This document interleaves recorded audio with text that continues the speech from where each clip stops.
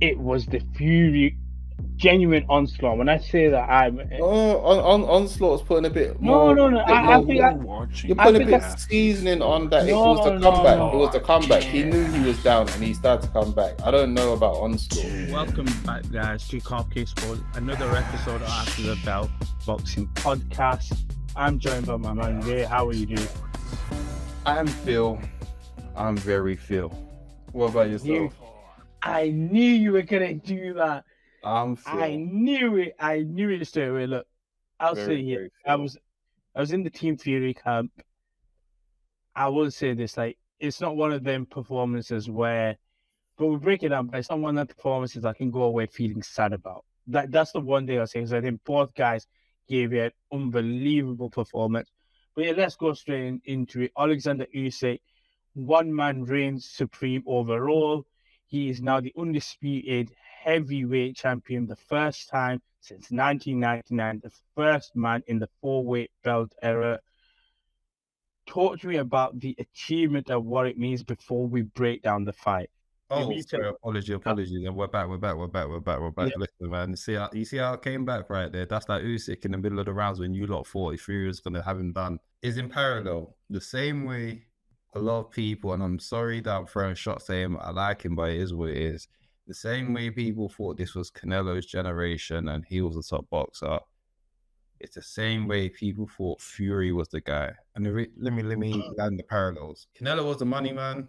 Obviously, listen, he became undisputed himself, but in his own right, no one can chat to him.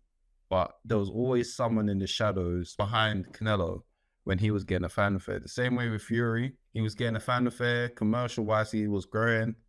And then there was this guy Usyk, and everyone at first was like, is it going to be Wilder? Is it going to be AJ, or is it going to be Fury?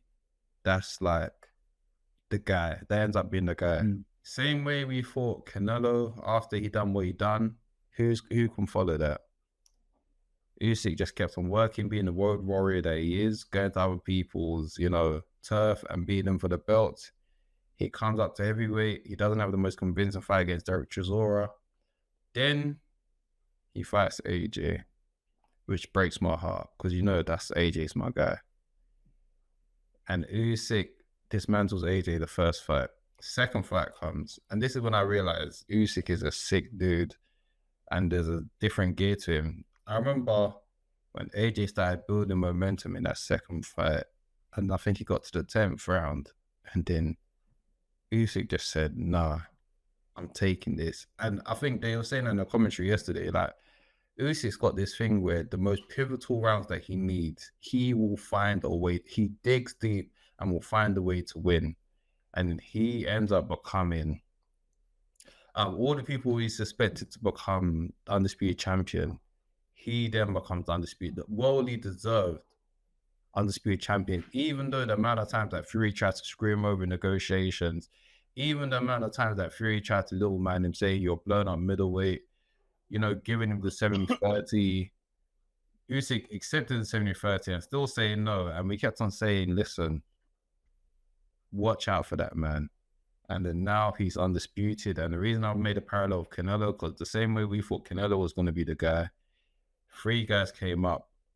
Crawford, in a way, and now Usyk have become the 3 best of this current generation when we thought it was going to be Canelo. Now, I don't want to go too off topic. I understand what you mean in terms of that. Now, my rebuttal to that is Canelo solely was the top of the bill when it was boxing for a few years. True. I think these guys are sharing the limelight in between of whoever you can argue as the best. Also, I'm going to put this.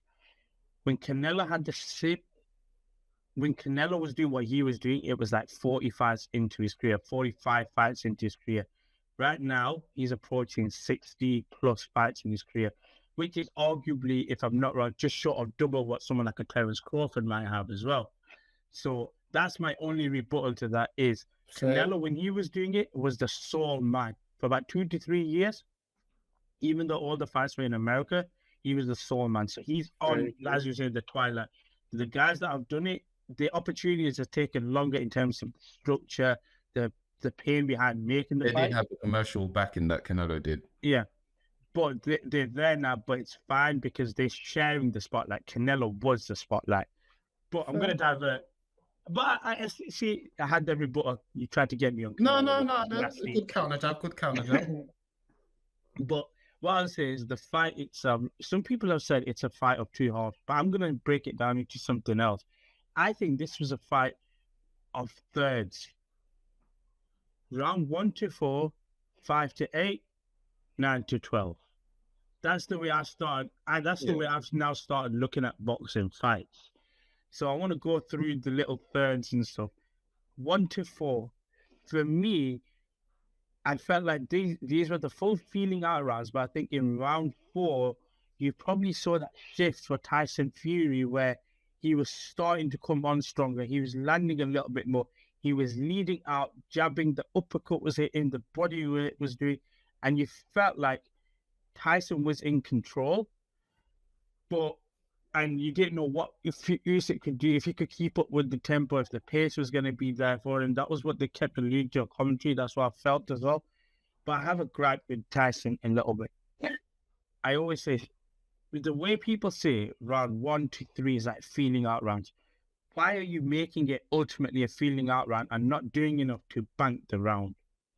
And I think that was my only gripe with the first three to 4 rounds was that round 4, yours was heavily banked. But then the fact that certain people were saying round 4 was, let's not do this. But the fact that some people were saying 1 to 3 may not have been banked for him is the frustrating part. Talk to me about like the opening exchanges in this fight and like how did you see that going? We'll disagree on round 4. Round 4, I think, was Fury's best round. I think that's the round where I still had it for Usyk, but it's contentious at most. I can't say it was a solid Fury round.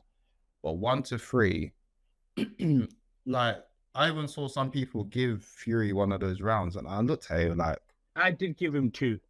That's crazy, because for me, I watched that, like, Usyk is setting pace on him, and the body shot he keeps on hitting him with is like people that want to counter. He was banging throughout the whole time.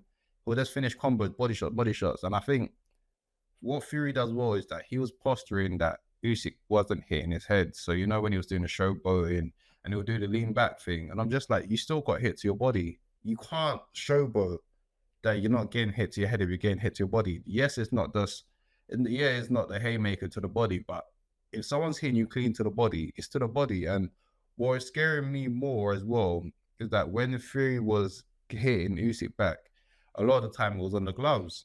And some people are just like, yeah, but that could maybe score for the judges. I said, so what you're saying now is you're penalizing blocking. That's how I see it. If you're going to tell me that we want to score Fury for hitting gloves, you're penalizing blocking, which is crazy to me. My whole thing was there wasn't enough in every round that decisively you can give person A, person B. You could have really. Crazy. Round one, Usyk won it, but he wins it for what he does towards the back end. And that's the one thing I was saying in a lot of the previews that we've done as well, either here or over on iBoxer. What was like, and also when I did a live with Raw and Rico as well, shout out to them as well. Shout out.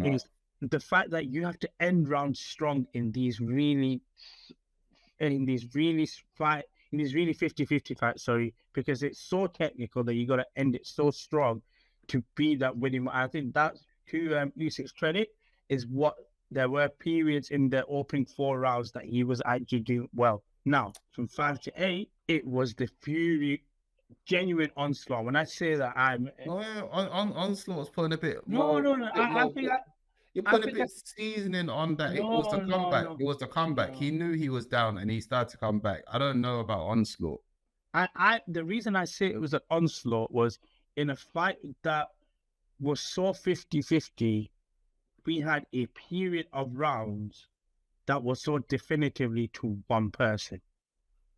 That's why I call it an onslaught. I don't think you could give any of them so-called middle rounds to Oleksandr Usyk at any point. And for me, it felt like you were slowly getting the bigger fighter that was also using his body weight on him, that was then finding the uppercut, mixing it up top of the body, middle.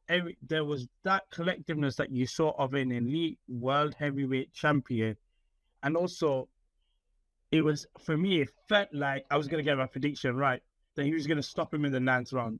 For me, it was slowly edging to that. Talk to me about what you saw with the Fury dominance in that middle part, but also what it then leads into that pivotal 9th round. If only I was a man that smoked. Because you see that meme of the duck when he's shaking his head and takes a drag of the cigarette? The fact that you said you thought Fury was going to end it in the 9th round, the irony of that is amazing. Do you know what the worst bit is? I was just thinking of that is every amazing. I was like 9th or 10th. One of them's, I was saying, Usyk's going to get knocked down. He's going to barrage of punches. It was Fury, but yes.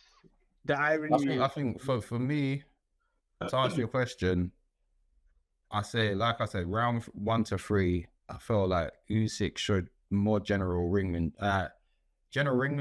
Is that the word I'm looking for? We can ring generalship. Ring generalship. I'm mixing up my words. Usyk showed good ring generalship in the 1 to 3. It wasn't nothing amazing, but the fact that he was chasing down a bigger man and hitting him with body shots and more decisive clean shots, and that looping overhand left was catching Fury a lot.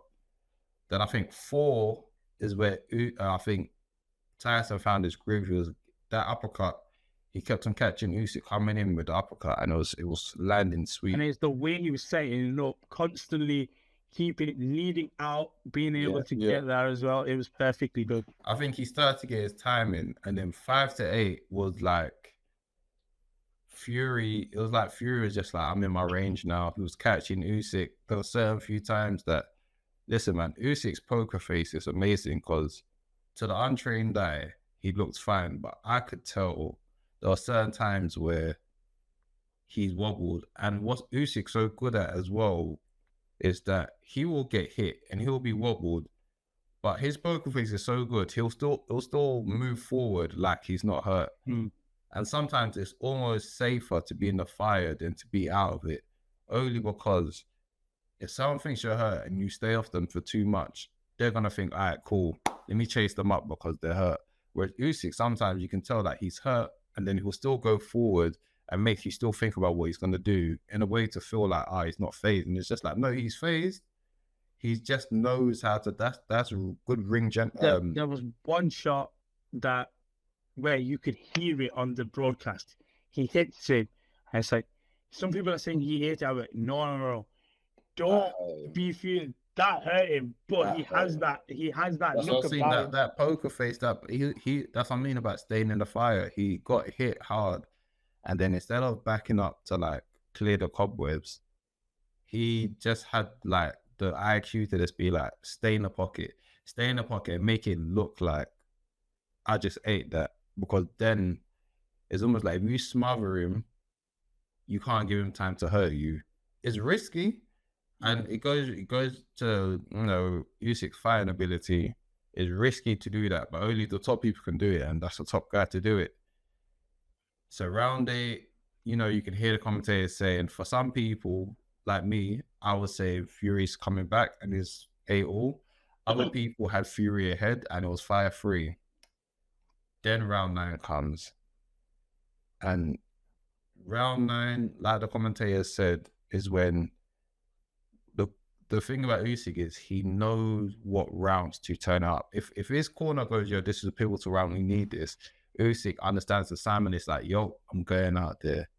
The same way I alluded to earlier on about when it was him versus AJ, and round 10 he came out hell for leather after AJ built up so much momentum. Yeah. It's the same way Usyk came out round 9 and he said, after he saw that Fury started to build momentum, he said, nah, we are kind of soft. Expeditiously, he went in there with a man hell-bent on just flattening out Fury, and you could even say he was robbed out of a knockout victory. I see, this is the thing, I'm glad you said that, because it's in the final 30 seconds where he lands the shot and Fury feels it and gets wobbled, but throughout the fight as well, I think one thing that became a target was the nose. And then from 10 to 12, that's another thing that becomes a factor, because constantly Oh, wiping it. he bloodied his nose up. Yeah, I think Fury has somewhat of a busted nose, like very, very early on. No. Usyk made it busted. Let's not act like it was going in Okay, there. yeah, that's Usyk fine, that's made it fine. busted. Let's not do Okay, that. Let's not do that. just like he busted his jaw, like Fury busted Yeah, his yeah, jaw. yeah, yeah. So I do think it was a busted nose, but he just had to firm it from round one onwards. But this talk about the knockdown and stuff, the ref gives him a standing in because he's being held by the ropes. There's nothing wrong with what the referee did in my eyes. No. Do you know why it was wrong? Because if that's the case, there was a sequence just before that where the ropes held him up as well. So that should have been the first knockdown then. But if you're gonna let it carry on, let it carry on. I think that's what some people's issue is either count the knockdown from when he first got backed up onto the rope. Because let's not forget, I think there was a first combo and then he bounced off the ropes. Yeah, but he's bouncing, he's moving. He's bouncing. No. The rope saved him. Let's not do that. The rope, because if I'm right, the ruling is if you are knocked back and the ropes have to save you from falling down, it is a knockdown. The ref did not give that a knockdown. I will say this. I was sorry for cutting you. I think No. in a certain fight like this, as much as this is going to come out as nasty as it, just the same way it's about Wilder and Fury when Wilder knocked him down in the 12th in fight number 1, there is always going to be an element of discretion because of the magnitude of the fight. I will say that. That's What that magnitude? Knockdowns? Do you know what it is? No. I get what you're saying, but my thing is this, yeah. In that moment, if you're not going to give him the knockdown, fair enough. That's why I'll give him the discretion, because you could have given him a knockdown and you didn't. So the moment he actually officially gets the knockdown, that for me is when it could have and should have been a knockout, because it's like, let him finish him then. It's either you count the knockdown, which you decide not to. If you're not going to count the knockdown, let him finish him. But you can't then say, oh, now it's a knockdown. That was my only thing. You either got let him die on his shield or count the knockdown. But you can't have both. You can't say that first one wasn't a knockdown, and then when he's got a chance to actually finish him, then you're like, oh, no, it's a knockdown. It's just like, you've just saved him. No. I'm against that point, because I think the shots that he took earlier, as much as you say about the ropes, which is understandable, I've got nothing against that. My thing was, I think he probably bounced off the ropes more and he was able to move around. When he was in that corner and he was holding onto the ropes, the ref coming and giving the count, I've got nothing against that whatsoever. Like, for me, it was fine. I think also, for the record, if Usyk had knocked him down, I 100% believe Fury gets up 100% in my eyes anyway. Yes. I'm here. I'm with the power of, I don't get it. I don't know how this guy does it. He gets up. He finds a way. I think, but I think what people's gripe is that it should have been called off instead of, you know what it is? With the barrage that he was getting hit with, do you know what it reminded me of? Remember, was it the first fight, Carl Froch against Groves? Yes.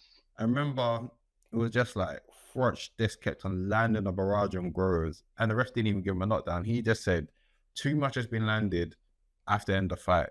It's the same way I'm looking at that Usyk moment, where I'm just like, if you're not going to give the knockdown, let's see if we can land a barrage to finish him. No, I've got nothing against it. I'm okay with it. But from there, 10 to 12, and this is what I'm going to be interested to take your view on this, because you can give 1 round probably to Fury, 2 to Usyk, whatever you want to call that, however you want to call it, because I still think this fight was super close. It wasn't a landslide by anybody. It wasn't by 4 rounds or anything like that. But Tyson Fury in this post-fight interview, actually, no, let's just talk about the rounds itself. Like, look, from there, we then have Usyk as the undisputed world heavyweight champion. And yeah, like we talked about it at the start, this as an achievement is unparalleled. Cruiserweight, then to heavyweight, undisputed. Heavyweight on the road. Never have these fights been on home ground. Yeah, fair enough. I can hear that. And there was a talk about the rematch. Now, I have my take on this fight in general having a rematch. What is yours? On the rematch, yeah. Fury has got maybe 1 or 2 fights left in him, because from lifestyle to age to how long he's been boxing, I don't think he's got too much left in the tank. And, you know, even though I was rooting against him, and, you know, shout out my successful hate watchers, because, you know, being a hate watcher isn't easy. You all stink, by the way. Just to put it out there, you all stink. No, it's cool. Listen, man, sometimes when you're not having a hate watcher, it happens, man. I get it.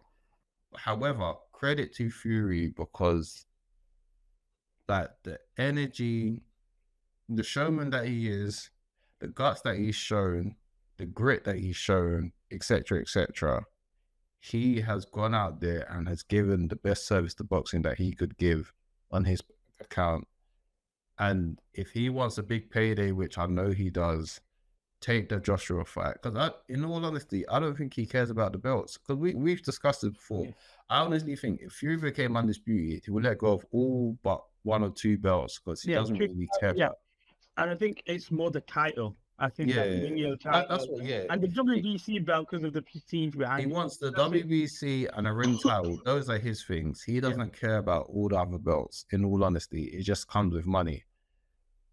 However, at this point, I'm like, take some time to recover and make the AJ fight. I know AJ is scheduled to fight the winner of, is it Hrgovic and Dubois? Is that going to be there for the IBF title? Most likely, because I think the IBF have to, they've got to enforce. They've got mandatory within 2 weeks. So it conveniently follows a 2-week schedule where they both fight on June. I thought they were going to put the IBF title for when AJ fights in Wembley. I didn't realize it was going to be for, it's potentially going to be for Hrgovic and Dubois. So I think the way it could work is, if it's just outside of that sanctioning period, them 2 fight, and then whoever wins will probably fight AJ for the IBF title. That both of them 2 go head to head tactically. I can't lie, I am very scared for Dubois if he faces AJ. And I also feel like, how many chances is Dubois going to get if he loses? Yeah. Because I think he was rushed. I don't know. Yeah, maybe you could argue he was rushed against Joe Joyce. Then obviously he took quite a beat in his eye and everything. Then he was put into the Usyk fight, which I don't think he was rushed, but it was just more like, he gave a very, very, very good account for himself. Yeah. But then now it's like that next loss that he might encounter. Actually, no, he'll be fine, because in all honesty, part of that crop, part of that other crop, yeah. I was gonna say, like the crew, AJ, Fury, and Usyk are leaving soon. They've got maybe 1 or 2 more years of dominance. Them not leaving soon. As long as the bar can keep himself healthy outside of them 3, he'll be fine. However, let me not digress. Fury and AJ early 2025 is the fight to make. Let Fury rest up. Let AJ have his fight in September. Give Usyk time as well. I feel like Usyk should go and face one of his other mandatories. I think Joseph Parker's one of them, isn't it? I'm not sure. I can't say. I personally, at this point, I'm just like, yo, give Joseph Parker a shot. Give him a shot, man. He's the nicest guy in boxing. Yeah. Give Joseph Parker his Riyadh fight, and if Fury, for me, make Fury versus AJ. So, the same way Errol Spence just let go of that rematch with Crawford, it's the same way I'm looking at Fury. If you want real money, go face AJ now, because I feel like if he loses against Usyk again, I feel like it will take too much. The fight will always have shine, but I also think it will take too much out of him for him to put the best effort against AJ. And I don't want it to be like Usyk beats Fury again, and then Fury faces AJ, and then they're going to make an excuse of, AJ only beat him when, he was like already done with. So on that then, because I'm with you, I don't want the rematch, but I don't want it for another reason as much as that is. I think when you have a certain occasion, where the occasion is, just put the occasion to one side. Just put it to one side. The rematch will not have all the belts on the line. The rematch will just be for the sake of the rematch, and it's not going to hit Well, actually, I can't say that. I can't really say No, that. it won't. It won't. It won't. They won't It hit will the be. same. It'll be big. It'll be big because it's a rematch. But like you said, all the marbles ain't on the table no more. Yeah. It's like when the Avengers ran up on Thanos after the whole click, yeah.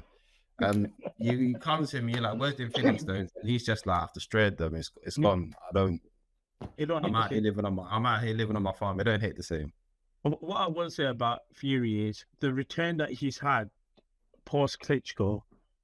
He's taken a lot, and I mean a lot of shots where he's had a lot more. He's probably accumulated more knockdowns in this point in his career than he did all of his fights. Which he has, sure. And I think that in itself, I don't think people realize it's not middleweights or like welterweights. These are heavyweights. He's got knocked down 4 times by the biggest puncher in the heavyweight division, being Deontay Wilder. Then the biggest UFC puncher in terms of Francis Ngannou. Then you took that 30-second barrage from Oleksandr Usyk. Like, there's a lot of actual damage done to Tyson Fury in the latter part of his career. Now, I'm with you. I think if you make the AJ fight, I don't need to see Fury fight for the rest of the year. I don't think that needs to happen. And then we look at what we can do in the UK. But I will say this. If you're going to make this fight, you don't make it in Saudi. But this is one of them fights where Turkey, everybody put everything to what you can do in Saudi Arabia to one side.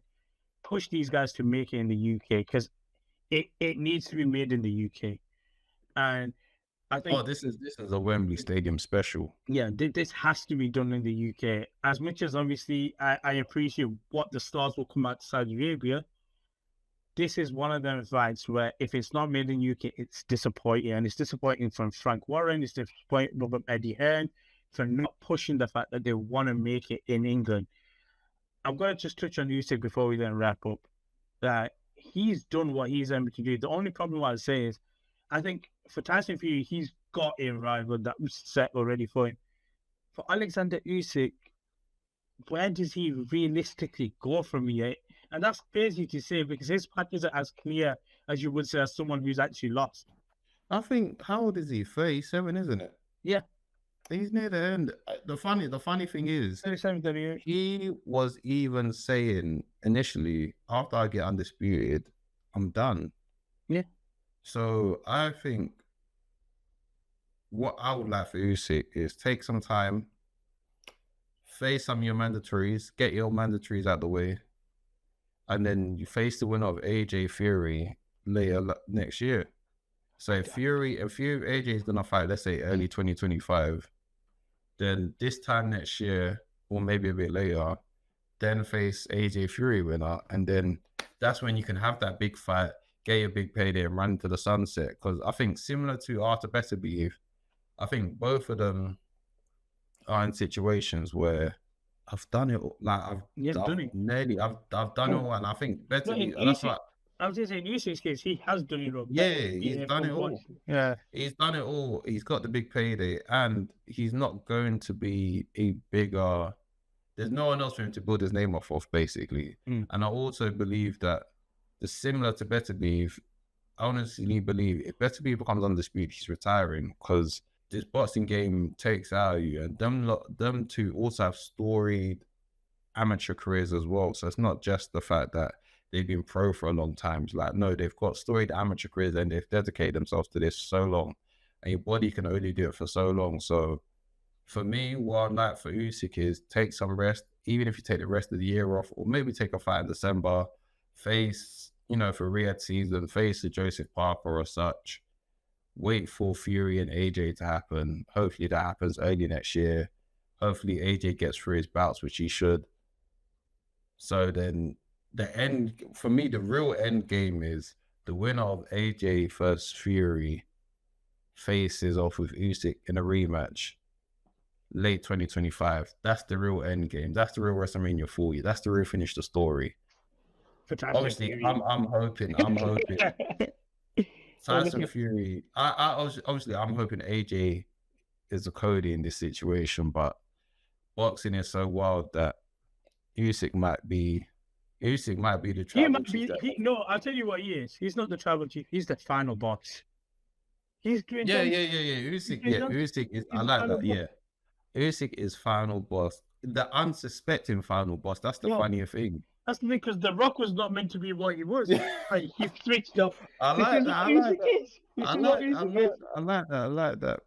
Well, can you imagine? We're on an MMA channel talking about boxing with wrestling references. Yeah. This is what Endeavor has done to everybody and the Saudis. Hey, listen, let's be honest. The UFC now have a contract with the Saudis. How long have we been saying Turkey is the biggest wrestling thing? This guy just loves it. And I saw the Undisputed Belt. I said that looked like that was made in SmackDown vs. Raw 2005. The greatest. I'm familiar with this game, man. I'm familiar with this game. Now, listen, we've been going for about half an hour. We're gonna wrap up. Look, guys, if you watch this fight, just know what it really meant. Like, this was something that you do not and probably will not, I think, see in your lifetime again. Or if you do, it's going to take in a very, very long time, it will take. So I'll say this, look, for me, as much as I want Tyson Fury to win, I just appreciate both guys. I do want Tyson Fury to come back, and I don't want Tyson Fury to go just yet before he has the AJ fight. Regardless of the result, then I'm happy for anything to go. Like I said, Usyk, I think that's probably his best logical thing. Get a little fight in between now to the end of the year. Watch Fury versus AJ, fight the winner again, and everyone just sail into the sunset. I'd like Deontay Wilder to somehow be a part of this conversation, but it's not going to be, because I think... I don't think... Just beat Champ. Just beat Champ for me. That's all I care about. And then we see where he goes. But yeah, guys, listen, we're going to wrap up today's episode. Been a bit of a long one, but it's one that's just been a very good conversation. Yeah, it's for the occasion. Till next time, guys, like, share, subscribe. Peace.